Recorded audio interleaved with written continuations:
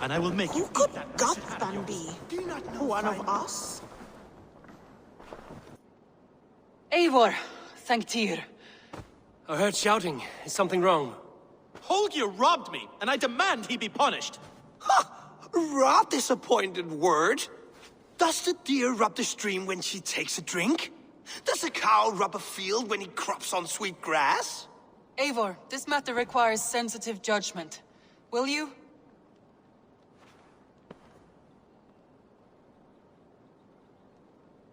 Of course. From the beginning, please. Well now, there is no excuse too small, I see. Nothing to keep you from coveting that seat, is there? In Sigurd's absence, who has better claim to oversee these disputes? You might leave them to work it out for themselves, but that would mean letting go, would it not?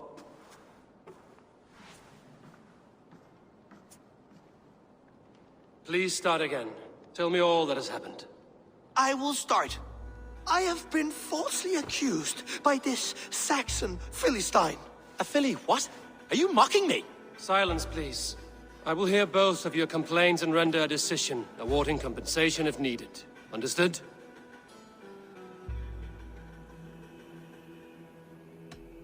Holger, let me hear your side. Eivor, you have known me as a skald for years. You have seen how my poems bring life and joy and wisdom to our people. And you know that my work requires a certain, let us say, freedom. To make use of rare resources to compose my verses. Often when lacking the proper tools, I have made use of novel items. Alvis's walking stick, Tovi's inks. All were given gladly. You cut off my horse's tail to make a brush, you bleeding... Rowan? As I was saying, this morning in the throes of poetic reverie, I realized that my latest piece required delicate brushwork. I could have used a frayed stick, some cloth, my hands, but no. I needed something gentler, softer. To make a perfect brush, I needed the fine hairs of a well-raised horse. And so I availed myself of a local resource. You clipped Alfgafur's tail to the rump, without asking. It was early. I did not wish to wake you. Thank you, Holger. I believe I understand your position. Rowan, tell me your version of these events. As you are aware, Holger and I are neighbors. Near enough that I often catch him at my stables, stealing my tools. Borrowing. Holger, let him speak. Stealing, borrowing. My point being, I have always allowed him to use whatever he pleased. I greatly admire your Norse generosity and had hoped to match it. But this morning, Holger stretched the limits of my grace. Entering my stables for their feed, I found my most beautiful, gentle mare stripped of her tail. Bereft, not a strand in sight. I am ashamed to say my natural suspicion drew me to Holger, and how right I was. For when I peered across the lane, there he was, gripping a horsetail brush slathered with indigo, dragging it across a sheet of... Painting, Rowan. I was painting. You make it sound so crude. You see? Such willful arrogance. It will take ages for Ilgafur's tail to reach its former length. I demand compensation. I understand. Thank you, Rowan.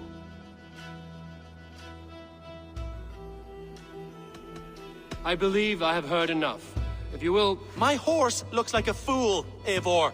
No handsomer than a donkey now. You must do something. Do not conflate hair with beauty, Rowan. She remains radiant. Elgifur's hair will grow back in no time. Quiet, both of you. Now listen. Rowan, however daft his approach, Holger meant you no harm and lost you no coin. The horse's hair will grow back. But... And you, Holger, your habit of borrowing without asking ends today. Apologize to Rowan and greet as friends. This had best be a very good apology. It will be. To you, O man of horses, I do offer my utmost apologies.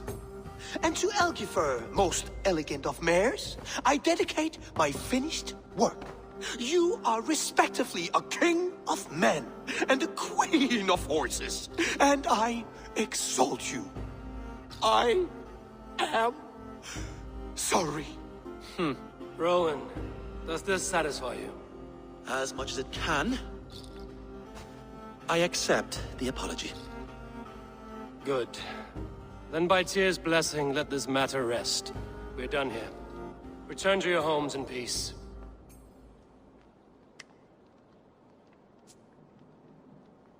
That's a damn fine stable we have now.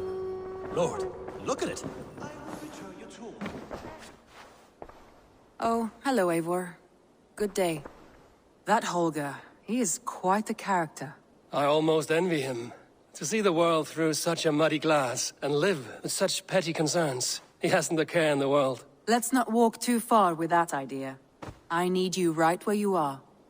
Randvi, our work is done in Oxenfordshire, but the cost has been high. I feared as much when this letter arrived, from one called Fulke, addressed to you. From Fulke? Gods, that witch. It is there on the table.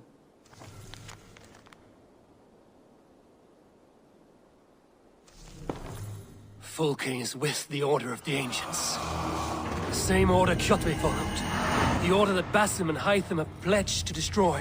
Eivor, what has happened? Sigurd has been taken hostage, captured by King Alfred, and given to a woman named Fulke. A very dangerous woman. What does she want with him?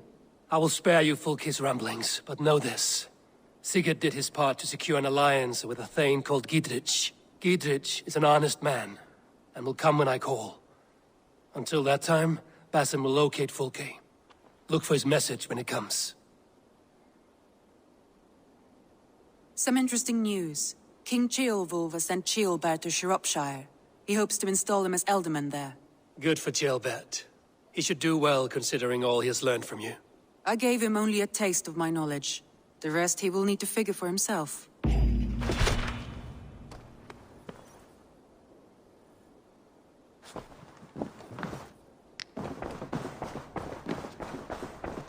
Eivor? Tekla, you look like you wrestled a bear. Is something wrong?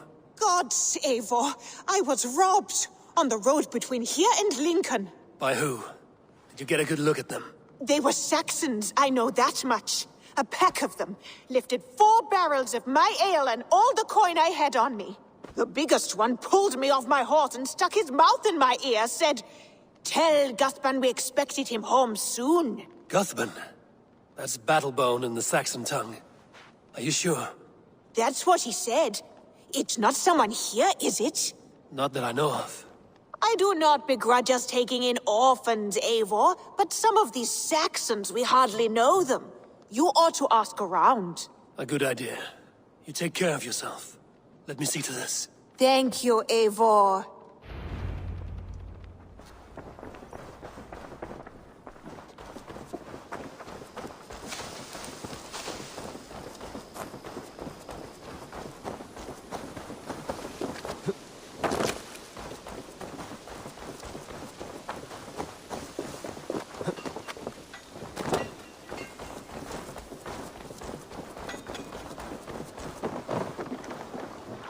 Tarbin, do you have a second? I was wondering if... I am Guthban, Eivor. It means Battlebone. Not the name of a cheery baker, is it? Not one who bakes bread, no. So, how did you earn this name? Before I came here, I lived another life. A brutal, bloody life. I served with a gang of mercenaries. I was their weapon, roaming the wilds of England. Did whatever they asked of me, and all they asked was violence. When I left, I laid this sword on the grass and made a vow. I swore never to spill another drop of blood, to abandon acts of violence, to never kill again. A hard promise for a hard man. It wasn't, not for me. This life here is all I've ever wanted. I've never been more at peace. This is my doing. I brought all this upon you. It is down to me to fix it. Tarbin, by threatening you, they threaten my clan. I cannot allow that.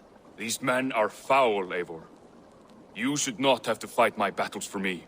Do you not hear me, Tobin? If they threaten you, they threaten me. So let us face them. Together. Very well. Meet me outside when you're ready. I believe I know where they will be.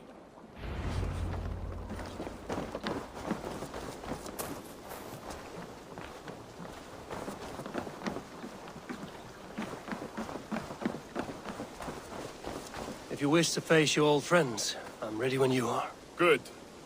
I'll lead the way.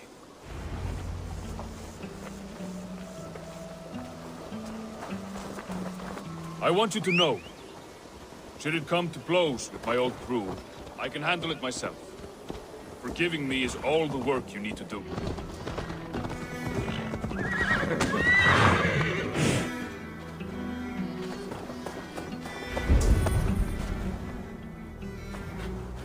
We're stopping.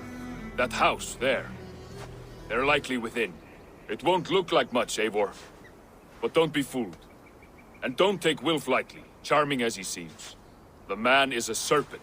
I've met plenty of charmers who turned out to be snakes. I know. Only a warning. Let's go inside.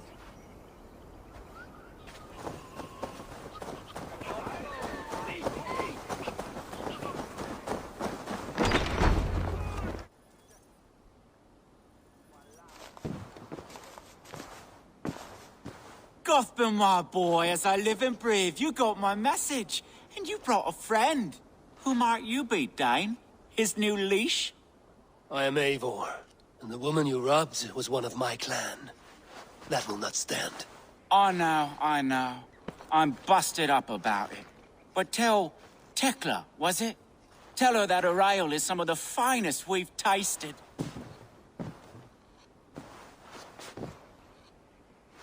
I am done with you, Wilf. But we are not done with you, boy. We gave you food, shelter, ale to drink, riches galore. We made you who you are. For all you did for him, he repaid you with blood and sweat. Did he not? You're a fiery one, I like that. But the ink was dried on this deal well before your number arrived in England. If you wish to clear Tarbin's name, I'm happy to help with that. It's only a small matter of cost. Some weeks back, soldiers confiscated my personal wares, shall we say.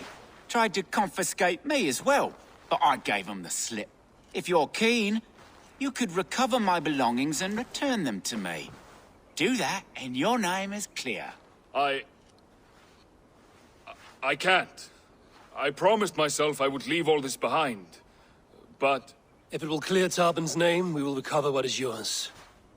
Where are these soldiers? Camped not far to the west. A battalion of bloated, brainwashed military men.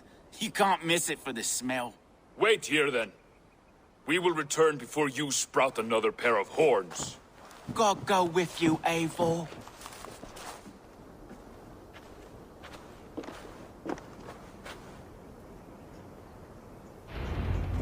You found it! I did. Let's bring this back to Wilf. You handled that better than I would have.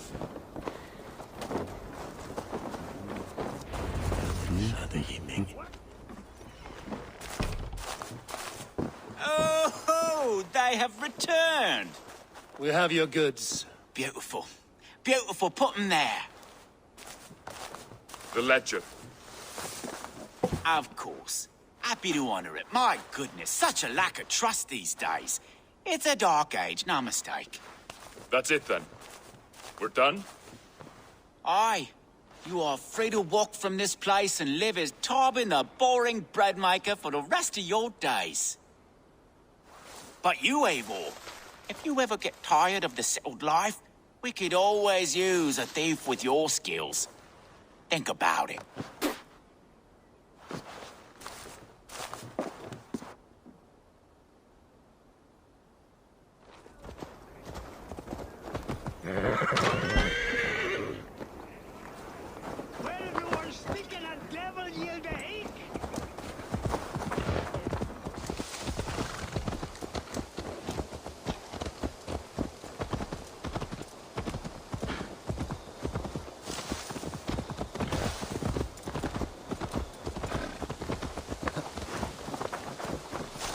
You caught my attention, you know.